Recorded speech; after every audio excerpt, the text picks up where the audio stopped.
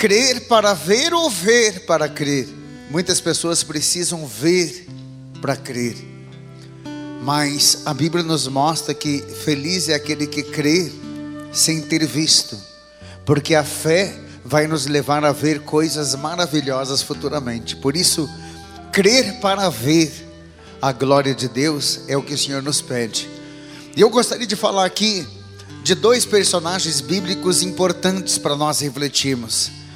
Primeiro, quando a gente fala crer, ou seja, ver para crer, a gente já pensa no mártir da igreja também, chamado Tomé, né? Não seja como Tomé. Às vezes a gente pode até dizer assim, como eu já vi gente dizendo, não seja como Tomé, que você precisa ver primeiro. Tomé era um homem de uma fé extraordinária, tanto é que nós chamamos de São Tomé. Para vocês terem uma ideia, Tomé foi um dos 12 apóstolos de Jesus, e ele tinha aqui pelo menos 3 características que o tornaram santos. Além de ser apóstolo, era um homem determinado, um homem que renunciou tudo para seguir Jesus, e depois um homem que converteu muita gente na Índia, formou comunidades cristãs e tudo mais. Então fé não faltava para esse homem. O que faltou para Tomé? Porque diz a palavra em João 20, a partir do versículo 20: dito isso, mostrou-lhe a mão e o lado. Os discípulos alegraram-se por ver o Senhor. Os outros discípulos então disseram: vimos o Senhor. Mas ele disse: se eu não ver as suas mãos, o sinal dos pregos, não puser o dedo nas suas chagas, eu não vou acreditar. Eu não acreditarei. Ele teve aqui uma dúvida muito grande, uma dúvida cruel. E deixa eu perguntar para você: você nunca teve dúvida em relação às coisas de Deus? Você nunca teve dúvida em relação àquilo que você não pode ver? É óbvio que a dúvida é humana. Padre, então não é pecado duvidar? É claro que não é pecado duvidar. Isso é fraqueza. Nós somos fracos. Olha aqui para mim, a fé, ela não é visível, ela é invisível. É natural uma pessoa crer? Não, não é natural, é sobrenatural. Porque natural, por exemplo, é eu acreditar naquilo que eu estou vendo. Eu acredito que isso aqui é um microfone, que aqui está a palavra, que esse é um altar. Eu acredito que os diáconos estão aqui, porque eu estou vendo. Agora, se eu acreditar naquilo que eu não vejo, então eu estou transcendendo aquilo que é natural. É algo transcendental. Gente, é importante nós sabermos dessas coisas, porque a teologia diz que São Tomé revela um pouco da nossa realidade. E duvidar às vezes até faz bem, porque quando a gente vai atrás, procura esclarecer as coisas, a gente só cresce na fé, né? Só cresce. Agora, quando a dúvida começa a ser cruel, isso revela uma falta de fé mesmo, né? Já manifestada. Eu não acredito que isso, cuidado, porque teve muitas pessoas que já vieram para mim, por exemplo, até dizer assim, da sua angústia, de às vezes até duvidar na presença real de Jesus na Eucaristia. Padre, eu estava vindo na fila da Eucaristia, aquela dúvida me machucava. E eu dizia: filho, se você tem essa dúvida porque você continua vendo, mas o que te faz então entrar na fila da Eucaristia? O que te faz vir para as missas? Padre, porque eu sinto algo maravilhoso. Quando Jesus passa, então não falta fé. É só uma dúvida cruel. Agora, olha o desejo de Jesus aqui, gente. João 20, a partir do versículo 20, diz o Senhor para Tomé: cresces porque me vistes. Quando aparece ressuscitado, né? São Tomé se prostra e faz uma profissão de fé belíssima: meu Senhor e meu Deus. Jesus diz: cresces porque me vistes, mas feliz daquele que crê sem ter visto. Tem muitas coisas que já aconteceu na tua vida que você não viu claramente, e é óbvio que não viu, porque o mundo espiritual a gente não vê. Se você visse o mundo espiritual, você ia ver até coisa feia, porque você sabe que nós estamos numa batalha espiritual. Tem demônios que ficam nos rodeando por aí. Diz a palavra, são os principados, potestades, hostes espirituais, o príncipe das trevas. Tem muitos demônios que ficam nos tentando o tempo todo. mas também existe uma milícia celeste. O Salmo 33 diz que o Senhor acampa-se ao redor dos que o temem e os guarda. Tem um anjo guardião te guardando o tempo todo. Nós temos os arcanjos, os querubins, os serafins. Existe uma batalha de anjos. Está lembrado daquele momento que você passou na tua vida de sofrimento, que você chegou a pensar que não ia passar por aquilo, você não ia conseguir superar aquela dificuldade? E você deve entender do que eu estou dizendo, porque quem é que nunca passou, meu Deus do céu, por algo na vida que você chegou a pensar, meu Deus, como que eu vou vencer isso? E quando você olha para trás, você diz, meu Deus, eu passei. E não foram forças humanas. Faça o levantamento que você se aproximou mais de Deus no momento do sofrimento, você clamou mais a Deus, você buscou a força que vem do alto e você venceu. Então, gente, às vezes a gente chega até a duvidar mesmo que a gente vai vencer, a gente pensa em desistir. Quem é que já não teve vontade de chutar o balde também, né, gente? Às vezes esse casamento, às vezes esse trabalho, às vezes essa situação que você está vendo dá vontade de chutar o balde, às vezes até na igreja, aquela pastoral, aquele movimento que você está trabalhando lá, parece que ninguém te entende.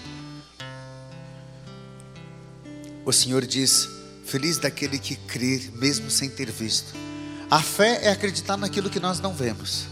Será que você consegue imaginar a vitória que você vai ter acreditando em Deus? Deixa eu contar uma coisa para você.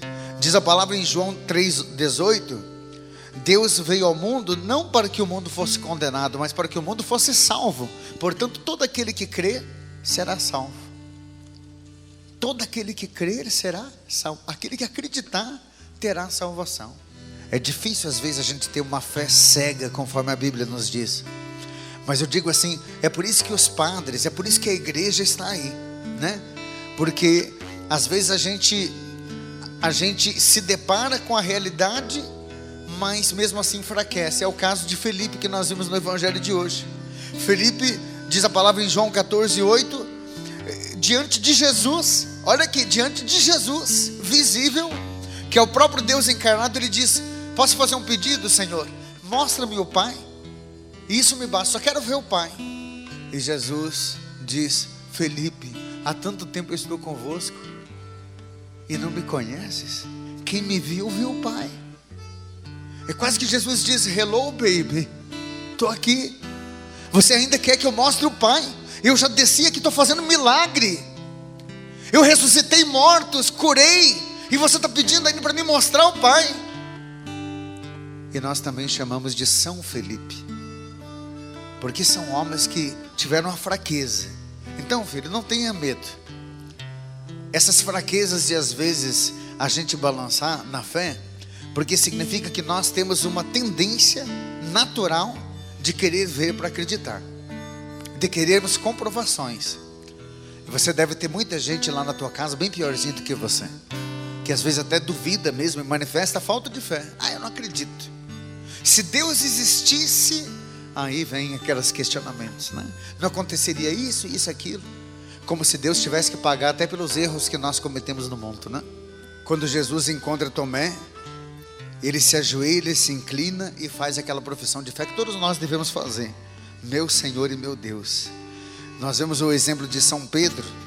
Olha o exemplo de Pedro, que quando vê Jesus caminhando sobre as águas, está lá em Mateus 14:22. Era alta madrugada, Jesus dirigindo-se a eles andava sobre o mar. Quando eles viram, ficaram até achando que era um fantasma, com medo. E Jesus então imediatamente disse, calma, coragem, sou eu. E aí Pedro, que era um homem de fé, Pedro era um homem de tanta fé que foi o único que disse que Jesus era o Filho de Deus, e Jesus confiou a igreja a ele. Você sabe disso, está lá em Mateus 16, a partir do versículo 17. Esse mesmo homem de fé, olha a fé dele, disse, se tu és o Cristo, então faça-me ir andando até ti sobre as águas. Pedro disse, tem que ter fé ou não para dizer uma coisa dessa? É claro que tem. Mas ali Pedro então começa a caminhar com os olhos fitos no Senhor, e de repente começa a olhar o vento, as ondas, diz a palavra, e então ele começa a afundar. E Jesus puxando ele pelos cabelos, disse: homem, por que duvidastes? Ele era um homem de fé, mas ele também duvidou, porque duvidar é humano. Agora deixa eu falar uma coisa para você, filho. Quando é que ele duvida? Quando é que falta confiança? Quando ele tira os olhos de Jesus e começa a olhar para as ondas. Ele começa a olhar para o vento que estava soprando. Alguém aqui já teve experiência de estar no mar um dia, num barquinho, ou quem já viajou pelo mar? Quem aqui já andou de ferro-boat, alguma coisa assim? Levante a mão. Você já esteve no mar? Tem muita gente que já teve experiência. Gente, é de dar medo, não é? Ver tanta água na frente. Alguém já viu a praia, assim, o mar agitado, aquelas ondas grandes? Meu Deus, é de dar medo. Imagine você aquela experiência, você ir caminhando, olhando para Jesus, e de repente você olha para aquele mar agitado e você diz: nossa, mas é feio isso aqui, hein? Eu vou dizer uma coisa para você: não tire os olhos de Jesus, não, porque talvez o que você está passando, a situação está tão feia, igualzinho esse mar agitado. A situação está tão brava aí, que se você começar a tirar os olhos de Jesus, você vai afundar também. Talvez você vai passar por situações assim, que você vai achar até um absurdo. Por que Deus está permitindo isso para mim? Por que a minha vida está dessa maneira? Deus muitas vezes prova a nossa fé. Põe a mão no teu coração, filho, porque eu não sei o tamanho da tua fé. Eu gostaria de orar por você. Põe a mão no teu coração aí. Eu quero orar por esse teu filho, por essa tua filha, Senhor, aqueles que estão nos acompanhando pelos meios de comunicação. E eu sinto que tem tantas pessoas aqui precisando redobrar a confiança em Ti. Aqueles que precisam ver para crer, hoje sairão daqui crendo para poder ver a grande glória que um dia os espera. Por Cristo nosso Senhor. Amém.